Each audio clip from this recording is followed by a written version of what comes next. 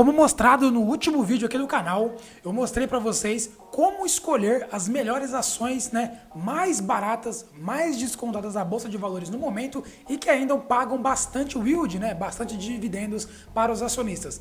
Então nesse vídeo eu vou mostrar para vocês quais são os top 3 melhores fundos de investimento imobiliário para esse mês de junho, com base na mesma lógica, na mesma estratégia e na mesma metodologia que eu mostrei no último vídeo. Se você está perdido, se você não viu como que é a estratégia, assista o vídeo, tá aqui, ó, vou deixar aqui no card para vocês.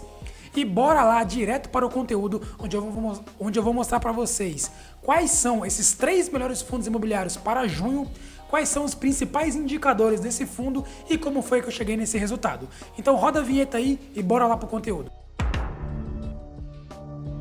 Fala investidor e investidora, tudo bom com você? Está no ar mais um vídeo aqui no nosso canal Bolsa em Ação e bora lá, sem enrolação, para o primeiro fundo imobiliário do nosso vídeo de hoje, que é o MAXR11, tá? É um fundo imobiliário do tipo de tijolo, mais especificamente em lojas comerciais. Esse é o foco desse fundo imobiliário, um setor um pouquinho diferente. Normalmente os principais fundos de tijolo são aqueles tradicionais galpões logísticos, lajes corporativas, são esses prédios comerciais e fundos de shoppings, Mas hoje dei uma diversificada aqui para vocês e estou mostrando um fundo de lojinhas, de lojas comerciais. Vou passar aqui algumas informações básicas desse fundo, Começando aqui pela liquidez, tá? Ele tem baixa liquidez, apenas 776 negociações por dia, o que é uma liquidez aí considerada baixa, o que dá mais ou menos 120 mil reais em negociações por dia, tá? É um número considerado ali razoável para baixo. O preço sobre o valor patrimonial desse fundo está atualmente em 0,8, Ou seja, você está comprando esse fundo com 20% de desconto em relação ao valor patrimonial total desse fundo. O dividend yield desse fundo atualmente está em 0,57%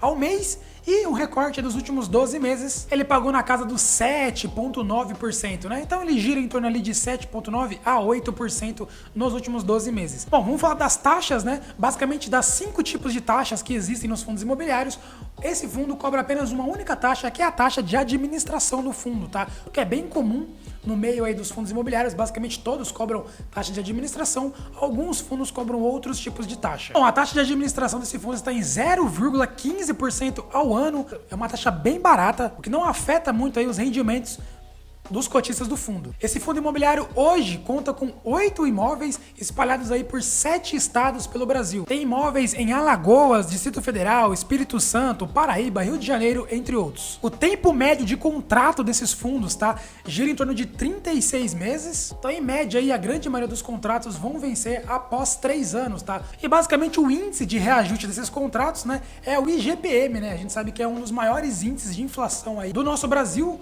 O IPCA no último ano aí ficou na casa de mais ou menos uns 6%, enquanto o IGPM subiu aí mais de 30% os reajustes de contrato dos imóveis, O que por um lado pode ser bom, porque o aumento dos aluguéis dos contratos desses imóveis vão ficar bem maior, Então isso é mais provento, é mais rendimento para os cotistas, mas por outro lado também o mesmo remédio que pode ser bom para curar também pode ser o veneno, Se os contratos vão ficando cada vez mais caros, isso tende a aumentar a vacância do fundo, já que os inquilinos podem não ter condições de conseguir pagar esse reajuste pelo IGPM. Bom, já que a gente falou de vacância, a vacância hoje desse fundo está em 0, Toda a ocupação física e financeira desse fundo está totalmente alugada, então por enquanto a vacância não é um problema desse fundo. Bom, então vamos lá para o nosso segundo fundo imobiliário do vídeo de hoje. Lembrando que como foi que eu cheguei, nesses 3 fundos imobiliários. Basicamente, eu filtrei todos os fundos imobiliários com renda ativa, Eu eliminei todos aqueles de renda passiva, coloquei uma liquidez média diária de pelo menos 100 mil reais em negociações e ordenei do menor para o maior em relação ao seu PVP,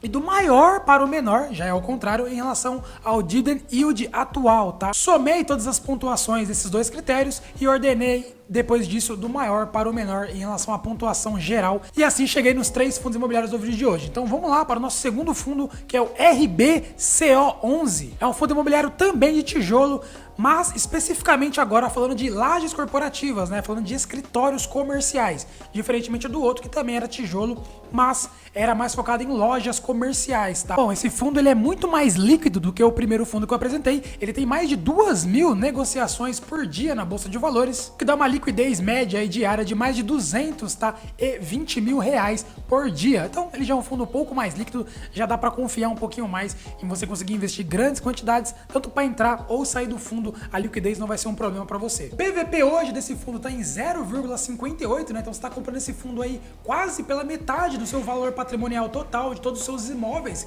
que estão debaixo desse fundo, tá com baita de um desconto em relação ao valor patrimonial dos fundos. O dividend yield atual tá na casa do 0,67% ao mês, e se a gente for pegar um histórico aí dos últimos 12 meses, daí 9,5% de pagamento, o que é um yield excelente, tá? Quase 10% de yield nos últimos 12 meses. Como nem tudo são flores, né? Vamos falar das taxas, né? Das 5 taxas possíveis, esse fundo cobra apenas uma única taxa, que é de 1,25% ao ano de taxa de administração. Como eu já expliquei, é uma taxa bem comum dentro do universo de fundos imobiliários. Bom, a quantidade de imóveis que está debaixo desse fundo são 4 ativos, né? Tem 4 imóveis, todos espalhados em São Paulo. Esses prédios comerciais estão basicamente nas principais localidades aqui de São Paulo, na Avenida Paulista, no Morumbi e Santo Amaro. Grandes polos de grandes empresas aqui em São Paulo, né? Eu sou de São Paulo, por isso que eu sei bem disso. São as principais regiões onde mais tem emprego, onde mais tem prédios comerciais, onde grandes corporações têm sede aí de seus negócios. São nessas regiões aí, né? Morumbi, Faria Lima, Consolação, Santo Amaro, Alphaville e etc. Bom, os contratos, tá, desses imóveis são bem diversificados. Tem contrato aqui que vai vencer daqui a 2 anos, outro daqui a 3 anos, outros daqui a 1 ano e meio, enfim, é bem mais diversificado os tipos de contrato. E o indexador de reajuste também são bem diversificados, né? Eles usam o IGPM, o IPCA e outros que não tem nenhum tipo de correlação de índice na hora de fazer o reajuste. Bom, chegamos agora no nosso terceiro e último fundo imobiliário. Ficou em primeiríssimo lugar aqui no nosso ranking, no nosso filtro, que é o XPPR11, né? O XP Properties. É um fundo de tijolo bem mais diversificado do que os últimos dois, porque além de investir em lajes corporativas, também investem em edifícios hospitalares e também em edifícios de educação, né? Essas faculdades e universidades pelo Brasil. A liquidez média diária do fundo também é excelente, mais de 32 mil negociações por dia na Bolsa de Valores, o que dá mais de 2 milhões de reais negociados por dia, tá? Então isso aqui é um fundo excelente, liquidez não será um problema para quem quiser investir nesse fundo. O PVP hoje do fundo está em 0,73%, ou seja, você está comprando esse fundo aí com 27% de desconto em relação ao valor patrimonial total de todos os imóveis que estão debaixo desse fundo imobiliário. O dividend yield atual do fundo está 0,75% ao mês, mas se a gente pegar um recorte dos últimos 12 meses, tá quase 12% de yield nos últimos 12 meses, né? Quase 1% ao ano, para ser mais preciso, 11,58%. Bom, como nem todos são flores, né? Esse fundo cobra 2 tipos de taxas, tá? A primeira já é a conhecida e famosa taxa de administração de 0,95% ao ano, né? Quase aí 1% ao ano de taxa de administração. Mas também tem uma outra taxa, tá? Que é a taxa de performance, tá? Bom, normalmente a taxa de performance tem que estar atrelada a algum tipo de benchmark, né? O que seria o benchmark? Seria um alvo, né? E normalmente esses benchmark, né? Esse alvo ou pode ser o Ibovespa, ou pode ser o IFIX, ou pode ser o IPCA, o IGPM, enfim, entre outros tipos de benchmark. E o benchmark que esse fundo aqui usa é o IPCA mais 6%. Ou seja, o IPCA é a nossa inflação e mais 6%. Por exemplo, se a inflação foi de 4%, mais 6% daria 10%. Se esse fundo superar 10% de retorno, você, como cotista, vai ter um custo aí de 20% sobre esse valor a mais que excedeu do benchmark. Então, por um lado é ruim, porque é uma taxa adicional para ser paga, mas por outro lado é bom, né? Porque isso incentiva o fundo a buscar cada vez melhores imóveis, né? Para poder aumentar a sua rentabilidade e melhorar também os tipos de contrato e etc, tá? Porque o fundo vai querer cada vez mais bater esses benchmark para poder embolsar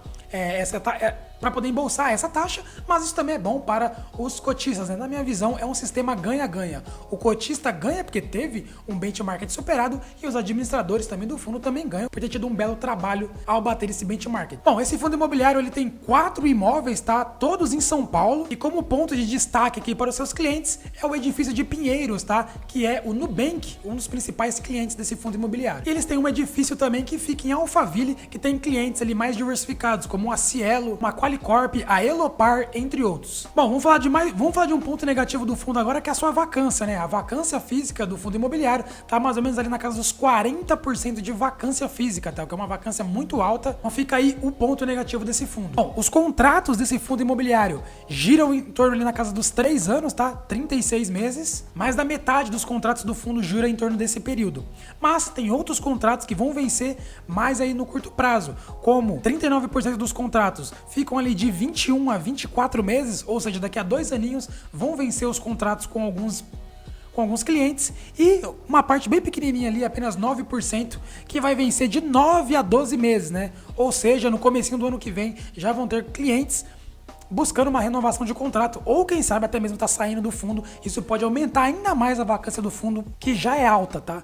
Então, o desconto desse fundo se dá muito por conta disso, tá? Sua vacância está extremamente alta, então o fundo está sofrendo na bolsa de valores nesse momento. Esses são os top 3 fundos imobiliários para o mês de junho. Eu espero que você tenha gostado do vídeo, que eu tenha agregado algum tipo de valor e conhecimento para você. Se sim, eu peço apenas que você retribua se inscrevendo aqui no canal, para você não perder nada de todo o conteúdo que eu solto aqui. Pelo menos tem um vídeo novo por dia para ajudar você a ser um investidor melhor. Então se inscreve aí no canal, compartilhe esse vídeo com seus amigos, com seus familiares.